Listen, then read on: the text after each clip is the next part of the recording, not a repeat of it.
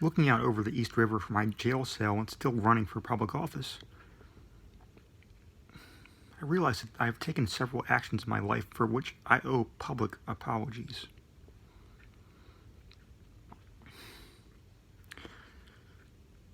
Once, I won a supermarket sweepstakes even though my brother's cousin was a box boy in that very store.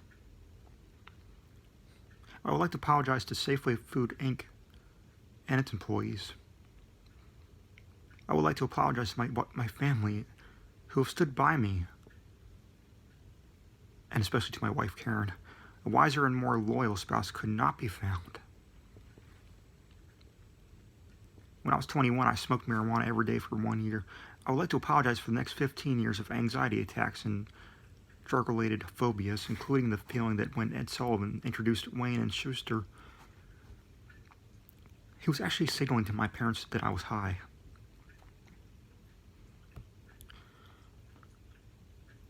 I would like to apologize to my wife Karen, who still believes in me, and to the Marijuana Growers Association of Napa Valley and its affiliates for any embarrassment I may have caused them.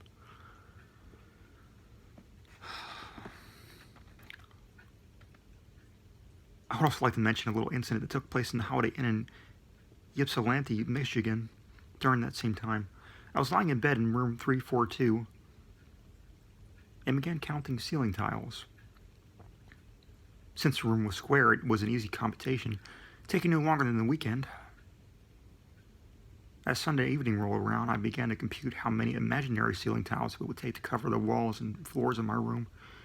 When I checked out of the hotel, I flippantly told the clerk that it would take 1,294 imaginary ceiling tiles to fill the entire room. 2 weeks later, while attempting to break the record for consecutive listenings to American Pie, I realized that I had included the real tiles in my calculation of imaginary tiles. I should have subtracted them from my total. I would like to apologize to the staff of this Holiday Inn for any inconvenience I may have caused, to the wonderful people at Universal Ceiling Tile, to my wife Karen, and my 2 children whose growth is stunted.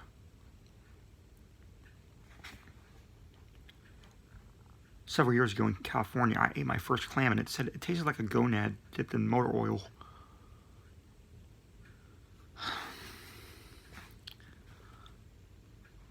I would like to apologize to Bob and Betty's Clam Fiesta, and especially to Bob, whom I found out later only had 1 testicle. I would like to apologize to the waitress June and her affiliates, and the DePaul family dog who suffered the contents of my nauseated stomach. There are several incidents of sexual harassment I would like to apologize for.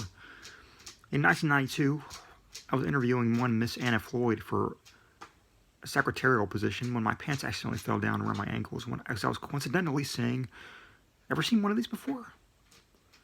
Even though I was referring to my one new pocket tape memo taker, I would like to apologize to Miss Floyd for any grief for the misunderstanding it might have caused her. I'd also like to apologize to the pocket tape people, to their affiliates, to my family who have stood by me. I would like to apologize also to the International Hardwood Designs, whose floor my pants fell upon. I would like to especially to apologize to my wife Karen, whose constant understanding fills me with humility. Once, in Hawaii, I had sex with a 102-year-old male turtle. It would be hard to argue that it was consensual.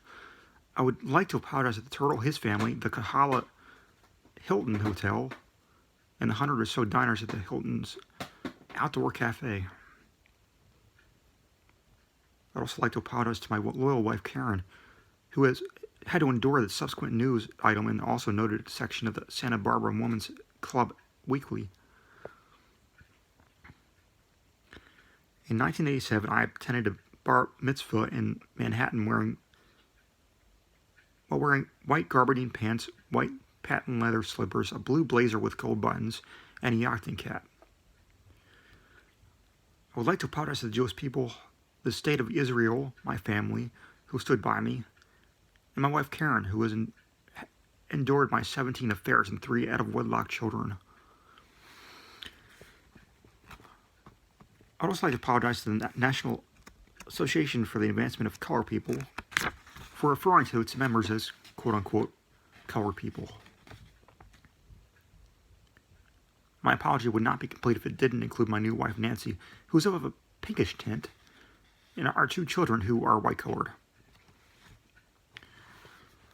Finally, I would like to apologize for the spontaneously yelling the word savages after losing $6,000 on a roulette spin at the Choctaw Nation Casino and Sportsbook. When I was growing up, the usage of this word in our household closely approximated the Hawaiian aloha, and my use of it in the casino was meant to express until we meet again. Now, on with the campaign.